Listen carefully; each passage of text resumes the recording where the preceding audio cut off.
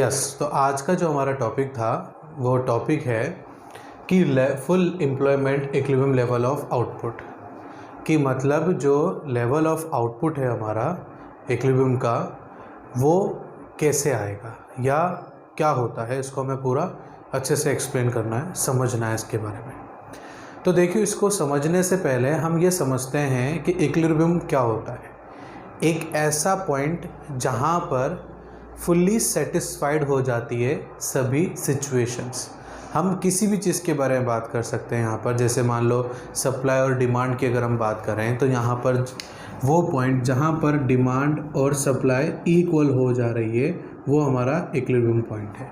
ठीक है, तो यहाँ पर जो सवाल है वो ये है कि full employment equilibrium level of output, कि एक कौन सा लेवल ऑफ आउटपुट है जहाँ पर जो है फुल एम्प्लॉयमेंट हो रहा है। अब देखो, इसको हमें समझने के लिए एक चीज़ समझना पड़ेगा कि मार्केट में जो कंजप्शन है, जो इन्वेस्टमेंट है, जिसको अगर हम प्लस कर दें तो एग्रीगेट डिमांड जो है, यहाँ पर इक्विलिब्रियम आने के लिए या इक्विलिब्रियम लेवल ऑफ आउटपुट समझने के लिए एग्रीगेट डिमांड का बहुत इम्पॉर्टेंट रोल होता है, क्योंकि मार्केट में सप्लाई भी है, इनकम भी है, कंजप्शन भी है। इन सब के लिए सबसे इम्पॉर्टेंट होता है हमारा एग्रीगेट डिमांड, जो कि कंजप्शन प्लस इन्वेस्टमेंट से होता है। एग्रीगेट डिमांड किसी भी चीज़ का डिमांड हो सकता है जो मार्केट में चल रहा हो, क्योंकि डिमांड के अकॉर्डिंग हमें मार्केट में सप्लाई करनी पड़ती है ताकि दोनों चीज़ सही चले। अगर दोनों में से एक कोई भी ज़्यादा हो जाएगा तो मार्केट या तो इन्फ्लेशन में चला जाता है या डिफ्लेशन में चला जाता है। इसीलिए हम उसको हमेशा कोशिश करते हैं कि वो क्या रहे, बैलेंस रहे, और बैलेंस यहाँ पर क्या है, इक्विलिब्रियम है। इसको हम डायग्राम से समझते हैं। देखिए, ये हमारा एक्स एक्सिस है, ये हमारा जीरो है और ये हमारा वाई एक्सिस है। जीरो लेवल से हमारा जो स्टार्ट होगा वो एग्रीगेट सप्लाई होगा, जिसको हम 45 डिग्री की लाइन भी बोलते हैं। ठीक है, दूसरा हमारा ये एग्रीगेट डिमांड है। क्या है ये हमारा एग्रीगेट डिमांड है, जो कंजप्शन प्लस इन्वेस्टमेंट से बना है। अब आप समझ भी क्यों होंगे कि एग्रीगेट डिमांड हमारा यहीं से स्टार्ट क्यों हुआ, क्योंकि कंजप्शन है। और आप जानते हो जो कंजप्शन होता है वो कभी भी ज़ीरो से स्टार्ट नहीं होता है, और कंजप्शन प्लस इन्वेस्टमेंट मिलकर एग्रीगेट डिमांड बनता है। तो दैट इज़ द रीज़न कि एग्रीगेट डिमांड कभी ज़ीरो से स्टार्ट नहीं होगा। अब यहाँ पर जैसे मान लो सपोज़ ये हमारा आउटपुट लेवल है एक्स एक्सिस, ठीक है, ये हमारा कंजप्शन इन्वेस्टमेंट आप मान सकते हैं। ठीक है, अब देखिए, अगर मान लो मैं आउटपुट का प्रोडक्शन यहाँ पर ओ क्यू करता हूँ, मीन्स यहाँ करता हूँ, तो यहाँ पर ओ क्यू पे मैं क्या देख रहा हूँ कि ऊपर लाइन किसकी है, एग्रीगेट डिमांड की है, नीचे लाइन किसकी है, एग्रीगेट सप्लाई की। तो जिसकी ऊपर है और जिसकी नीचे है, ऊपर जिसकी है वो है ग्रेटर देन, ठीक है, मीन्स ये जो सिचुएशन प्रोड्यूस हो रही है ये आपकी एक्सेस डिमांड की सिचुएशन हो रही है। समझ रहे हो बात आपको?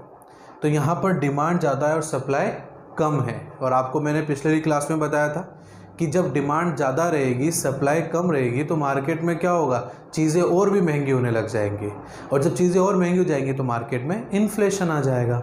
ठीक है, अब सपोज़ हम OQ से OQ2 चले जाए, जिसका लाइन हमारा यहाँ पर आ रहा है सपोज़, ठीक है, तो इस सिचुएशन में क्या हो रहा है कि जो एग्रीगेट सप्लाई उसकी लाइन ऊपर है और एग्रीगेट डिमांड की लाइन नीचे है। It means aggregate supply greater than aggregate demand, means ये किसकी सिचुएशन पूरी कर रहा है, एक्सेस सप्लाई की।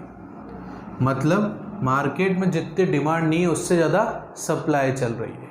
जब उससे ज़्यादा सप्लाई चलेगी तो हमें क्या करना पड़ेगा, प्राइसिंग कम करनी पड़ेगी, जिस वजह से मार्केट में डिफ्लेशन आने लग जाएगा, धीरे धीरे कम हो जाएगा। एम्प्लॉयमेंट लोगों का कम होने लग जाएगा, क्योंकि सप्लाई ज़्यादा है तो अनसोल्ड प्रोडक्ट्स को हम पहले क्या करेंगे, बेचने की कोशिश करेंगे ना, तो और क्यों बनाएंगे फिर, तो हमें अनएम्प्लॉयमेंट की सिचुएशंस यहाँ पर क्रिएट हो जाएंगी।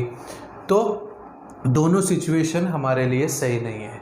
सही होती है इक्विलिब्रियम लेवल, एक ऐसा बैलेंस लेवल जहाँ पर जितनी डिमांड आ रही है उसकी उतनी ही वहाँ पर सप्लाई देकर पूर्ति की जा रही है। That is called equilibrium point.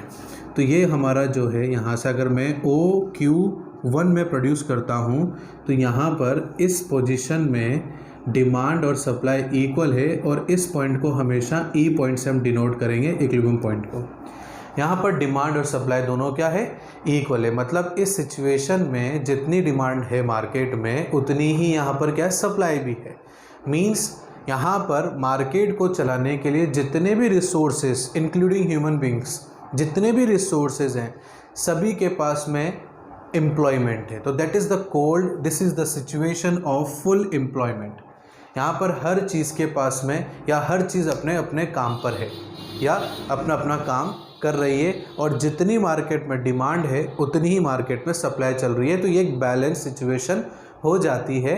तो इस सिचुएशन को हम इक्विलिब्रियम पॉइंट कहते हैं, जहाँ पर फुलर लेवल ऑफ एम्प्लॉयमेंट है, मतलब सभी के पास में पूरा काम है, सभी एक तरीके से चल रहे हैं, सभी के पास में काम है। कोई ऐसा नहीं है कि कहीं पर डिमांड ज़्यादा है या कहीं पर सप्लाई ज़्यादा है जिस वजह से मार्केट में इन्फ्लेशन या डिफ्लेशन चल रहा हो, ऐसा कुछ इस सिचुएशन में नहीं होता है। यहाँ पर जितनी डिमांड है उतनी ही सप्लाई होती है। अब इस सिचुएशन में ना तो एम्प्लॉयमेंट बढ़ाने की ज़रूरत है ना घटाने की ज़रूरत है, ना ही प्राइसिंग बढ़ाने की ज़रूरत है ना ही घटाने की ज़रूरत है, क्योंकि जैसा चल रहा है बहुत सही चल रहा है। जितनी डिमांड आ रही है उतनी मार्केट में सप्लाई चल रही है। तो इस तरीके से full employment equilibrium level of output हमारा जो है डिनोट हो जाएगा OQ1 पर। आई होप आपको ये समझ में आया होगा।